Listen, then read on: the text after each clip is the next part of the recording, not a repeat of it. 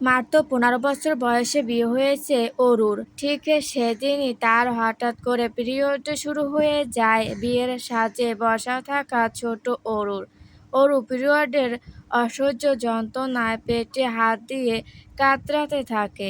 অরুর চোখ থেকে অঝরে পানি পড়ছে।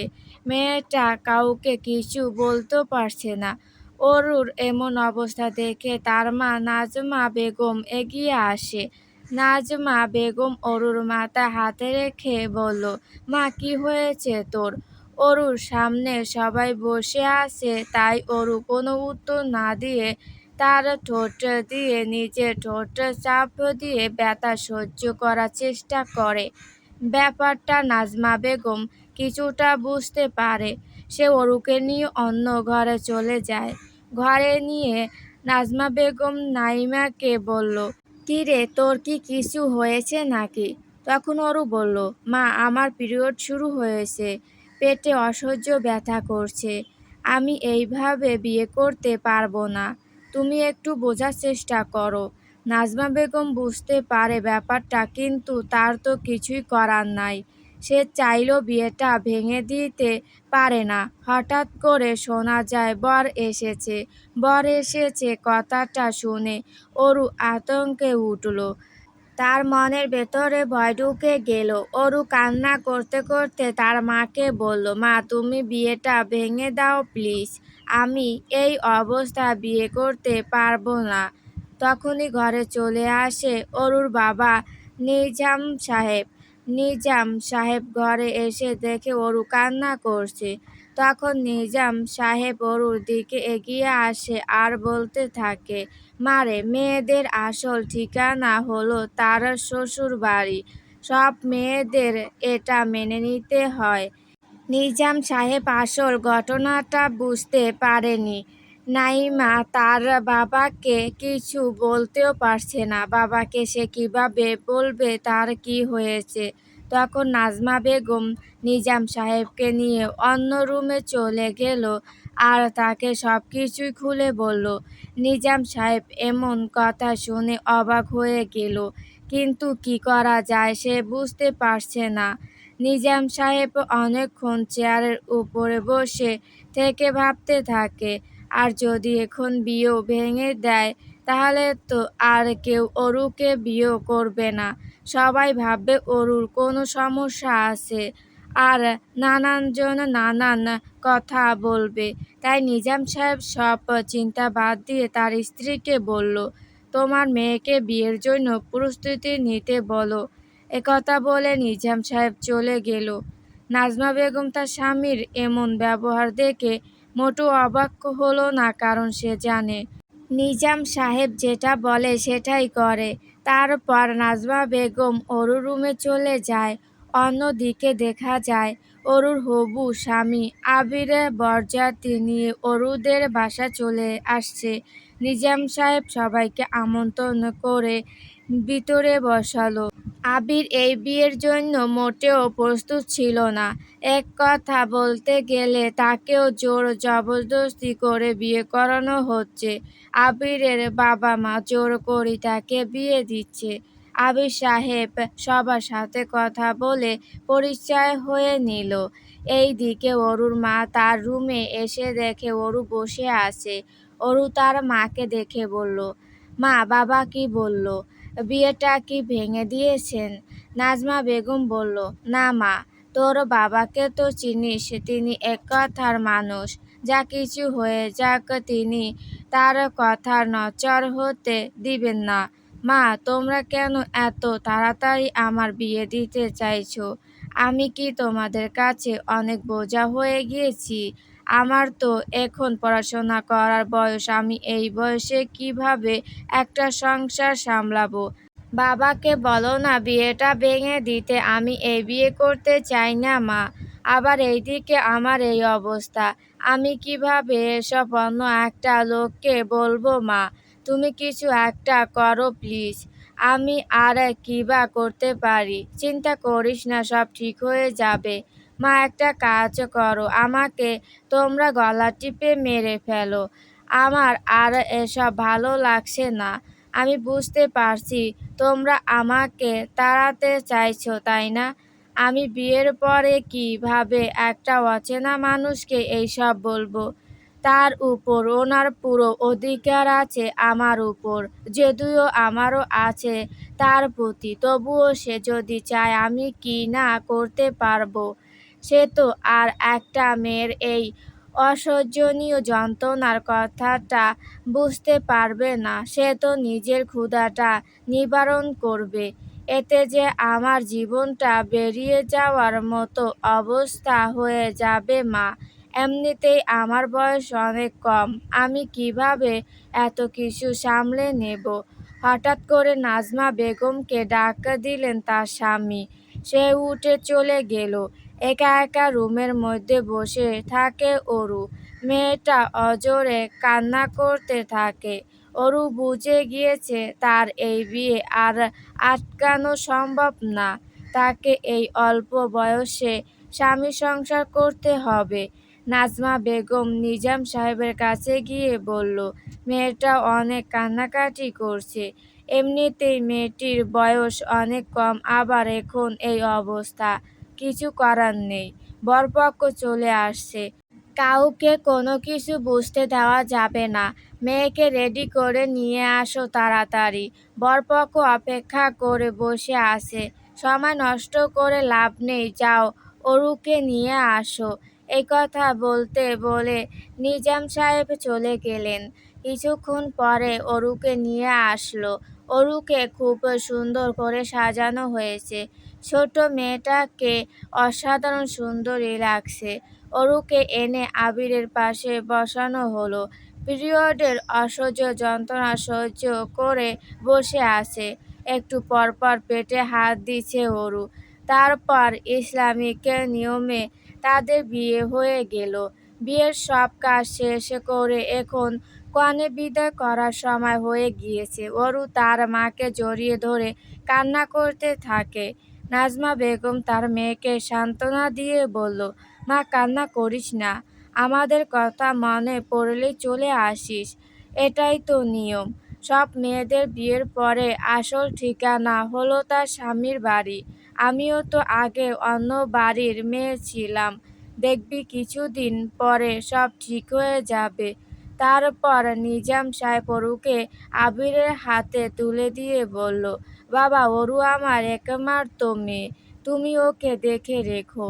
এই কথা বলতে বলতে নিজাম সাহেবের চোখ দিয়ে পানি পড়তে শুরু করলো। অরু তার বাবাকে জড়িয়ে ধরে কান্না করতে থাকে। কিছুক্ষণ পরে অরুকে নিয়ে তার শ্বশুর বাড়ির দিকে রওনা দিল। 30 মিনিটের মধ্যে আবিরের বাড়িতে পৌঁছে গেল।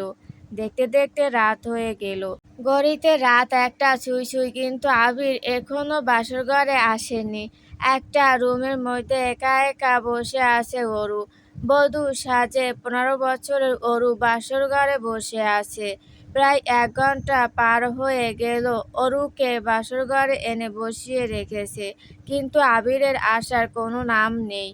এইদিকে অরু মনে অজানা ভয় আর পিরিয়ডের অসহ্য যন্ত্রণা নিয়ে বসে আছে। শরীরটাও ভালো লাগছে না। মনে এতটা আশঙ্কা থাকতো না যদি না শরীরটা ভালো থাকতো। আতঙ্কটা ক্ষণে ক্ষণে বেড়েই চলেছে। অজানা একজন মানুষ, তার উপর ওনার পুরো অধিকার আছে আমার উপর। সে যদি চায় আমি কি না করতে পারবো? সে তো আর একটা মেয়ের এই অসহনীয় যন্ত্রণার কথাটা বুঝতে পারবে না। সে তো নিজের ক্ষুধাটা নিবারণ করবে। এতে যে আমার জীবনটা বেরিয়ে যাওয়ার মতো অবস্থা হয়ে যাবে, এসব ভাবতে অরুর ভয় যেন বেড়েই যাচ্ছে। হঠাৎ করে কারোর আসার শব্দ শুনে বুঝতে আর বাকি রইল না, আবির আসছে। দরজার শব্দ শুনেই অরুর বুকের ভেতর কেঁপে উঠল। ভয়ে তার পুরো শরীর কাঁপতে থাকে। অবশেষে সব অপেক্ষার অবসান ঘটিয়ে বাসর ঘরে প্রবেশ করল আবির। ভয়ে সে নড়াচড়া করার মতো শক্তিটুকু হারিয়ে ফেলেছে। আবির রুমের দরজা লক করতেই দেখল অরু। হিংস কেঁপে উঠল। আবিরের হাতে একটা ব্যাগ ছিল। আবির ব্যাগটা অরুর দিকে দিয়ে বলল, এটা তোমার জন্য। আর কতক্ষণ এই মোটা শাড়িটা পরে থাকবে, চেঞ্জ করে নাও এবার। এই কথা বলে আবির ওয়াশরুম চলে গেল ফ্রেশ হওয়ার জন্য। আবির চলে যাওয়ার পরে অরু ব্যাগটা হাতে নিয়ে খুলে দেখে একটা সুতি ওয়ান পিস জামা, সাথে একটা প্লাজোর সাথে একটা প্যাকেট করা জিনিস। প্যাকেট খুলে দেখে যে একটা ন্যাপকিনের প্যাকেট। কিছুক্ষণ নিস্তব্ধ হয়ে হয়ে বসে রইল অরু। মাথায় কিছুই আসছে না, লোকটা বুঝলো কি করে? অরুর মাথায় শুধু এটাই ঘুরপাক খাচ্ছে। কিছুক্ষণের মধ্যে আবির ফ্রেশ হয়ে বাহিরে আসলো আর খাটের এক কোণে বসে বসে ফোন টিপছে। কেউ কোনো কথা বলছে না। একটু পরে অরু লাজুক কণ্ঠে বলল, আপনি জানলেন কিভাবে আমার যে এটা লাগবে? আবির একটা মুচকি হাসি দিয়ে বলল, আসলে আমি অনেক আগেই বুঝতে পেরেছিলাম। যখন তোমাকে আমার পাশে বসানো হয়েছিল, আমি তখনই তোমার অস্বস্তিটা দেখেই বুঝতে পেরেছি।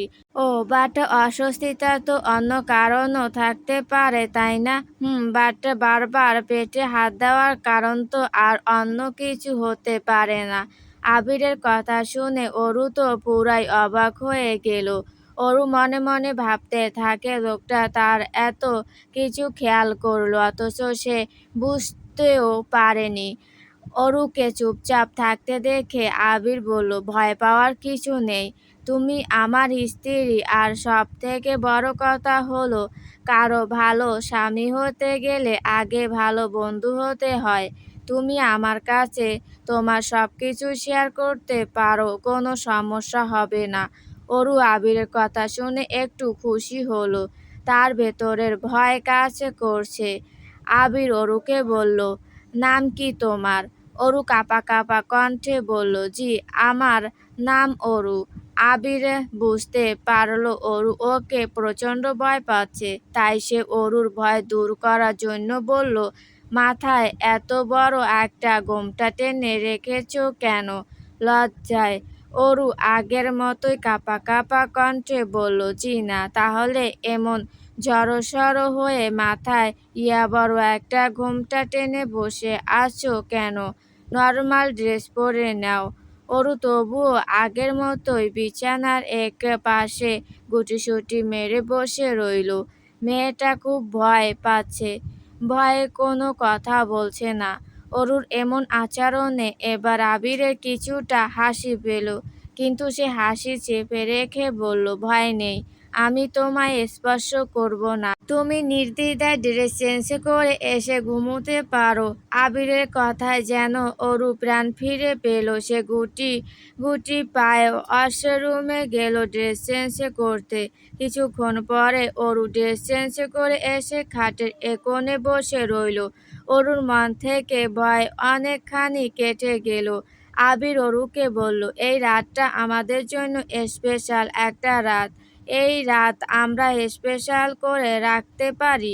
আবির অরুকে বলল, আজ আকাশে খুব সুন্দর চাঁদ উঠেছে, সাথে তারাও জ্বলছে। চলো আমরা ছাদে গিয়ে গল্প করি। অরু মনে মনে খুব খুশি। চলুন, আপনাকে ও আমার কিছু বলার আছে। ছাদের এক কোণে দুজনে বসে আছে। আবির অরুকে বলল, আজ আকাশ ও চাঁদকে যতটা সুন্দর লাগছে তার চেয়ে বেশি সুন্দর লাগছে তোমাকে। ঠিক জানো, আমার স্বপ্নপুরী যাকে আমি চেয়েছিলাম জীবনে, তাকে আমি পেয়েছি। তোমার বেসুমি কালো চুলগুলা যদি খুলে দিতে তাহলে আরো ভালো লাগতো। আবিরের মুখে এমন কথা শুনে অরু খুব লজ্জা পেয়েছে, খুশিতে মনটা ভরে উঠেছে। সে চুলগুলো খুলে দিল। হালকা বাতাসে উড়ছে চুলগুলো। আবির সেই সৌন্দর্য অপলকভাবে তাকিয়ে উপভোগ করছে। অরু, আজ থেকে তোমার আমার নতুন জীবন শুরু। এতদিন তুমি ছিলে একটা বাড়ির মেয়ে, আর আজ থেকে তুমি একটা বাড়ির বউ, একজনের স্ত্রী। আজ থেকে তোমার জীবন কাঠামো অন্যরকম ভাবে শুরু করতে হবে। তোমার হাতে তুলে দেওয়া হলো একটা সংসারের চাবিকাঠি। আজ থেকে তোমার অনেক দায়িত্ব। অরু, তুমি ভয় পেও না। এই সংসার যুদ্ধে তুমি একা নও, আমি তোমার সহযোদ্ধা। আমরা দুজনে মিলে গড়ে তুলব একটি সুন্দর সুখী পরিবার। অরু, এ বাড়ির সবার সাথে তোমাকে মিলেমিশে চলাফেরা করতে হবে। ছোট বড় সবার সাথে, বিশেষ করে আমার মা বাবার সাথে তোমাকে ভালো সম্পর্ক গড়ে তুলতে হবে। এমন সম্পর্ক গড়ে তুলবে যাতে সবাই তোমাকে এবাড়ির বউ মনে না করে এবাড়ির মেয়ে মনে করে। তোমার ভালোবাসার মায়াজাল দিয়ে ধরে রাখবে সবাইকে। দেখবে তোমার জীবন খুব সহজ হয়ে যাবে। আমরা শুধুই ভালো স্বামী স্ত্রী হব না, আমরা খুব ভালো বন্ধুও হব। সুখে দুঃখে দুজনে মিলেমিশে রব এক হয়ে। সংসার জীবনে অনেক রাগ অভিমান হতে পারে, তাই বলে আমরা ভুল বুঝে একে অপরকে ছেড়ে দূরে যাব না। বিশ্বাস নিয়ে সামনে এগিয়ে যাব। অল্প রাগ, হালকা অভিমান, মাঝে মাঝে একটু ঝগড়া, একটু বিশ্বাস আর অফুরন্ত ভালোবাসায় ভরপুর থাকবে আমাদের জীবন। অরু বলল, আপনি আমার উপর বিশ্বাস রাখবেন, আমার পাশে থাকবেন, ভালোবাসা দিয়ে সুখে দুঃখে বুকে আগলে রাখবেন। আজ থেকে এই সংসারের দায়িত্ব আমার। নিজের মনের মতো সাজিয়ে আপন করে নিব এই সংসারকে। আমি আপনার ভালোবাসায়, আল্লাহর রহমতে, সবার দোয়াতে এই সংসারকে সবসময় সুখী রাখতে চেষ্টা করব। আবির বলল, তোমার কথা শুনে আমার মন ভরে গেল। এবার তোমার কথা বলো। আমাকে খুব ভালোবাসতে হবে, কখনো অবহেলা করতে পারবেন না। আপনার বুকে ঠাঁই দিবেন, আপনাকে 5 ওয়াক্ত নামাজ কায়েম করতে হবে। ভোরবেলা আমার পাশে বসে আমার কণ্ঠে কোরআন তেলাওয়াত শ্রবণ করতে হবে। আমি আপনাকে খুব শাসন করব, জ্বালাবো আপনাকে। অনেকটা অগোছালো থাকতে হবে, আমি গুছিয়ে দিব বলে। আপনার কাছ থেকে আমি বেশি কিছু চাই না। আমার ছোট ছোট আবদারগুলা পূরণ করলেই আমি খুব খুশি হব। আপনার ক্লান্ত মুখের ঘাম আমার শাড়ির আঁচল দিয়ে মুছতে দিবেন। তাড়াতাড়ি বাসায় ফিরবেন, আমার চুলের খোঁপায় বেলি ফুল গেঁথে দিবেন। আর হ্যাঁ, আমাদের রুম এর জানলার পাশে বেলি ফুল আর হাসনেহেনা ফুল গাছ লাগাবেন। চাঁদনি রাতে ছাদে গিয়ে আমাকে গান, কবিতা, গল্প শোনাতে হবে। মনে রাখবেন, নীল রং আমার খুব প্রিয়। আর হ্যাঁ, জন্মদিন, বিবাহ বার্ষিকীতে আমাকে শুভেচ্ছা জানাতে ভুলবেন না। মাঝে মাঝে আমাকে নিয়ে বেড়াতে যেতে হবে, নদীর তীরে হাতে হাত রেখে হাঁটতে হবে। বৃষ্টির দিনে কিন্তু আমাকে নিয়ে ভিজতে হবে। আর বেশি কিছু বলতে চাই না, বাকিটা আপনার ভালোবাসা দিয়ে বুঝে নিবেন। আমি আপনার সব কিছুতেই বিরাজ করতে চাই। আমি শুধু আপনার হব, আপনি শুধু আমার হবেন। আমি আমার কল্পনাতে, আমার স্বপ্নে, আমার মনের মাঝে এই রকম মেয়ে সাজিয়ে রেখেছিলাম। তুমি সেই আমার স্বপ্নের রাজকুমারী, আমার সুখের বৃষ্টি, আমার বাহু ডোরে বুকের মাঝে। সারা জীবন শুধু তুমি থাকবে। গল্পটি ভালো লাগলে অবশ্যই লাইক ও সাবস্ক্রাইব করে পাশে থাকবেন প্রিয় বন্ধুরা।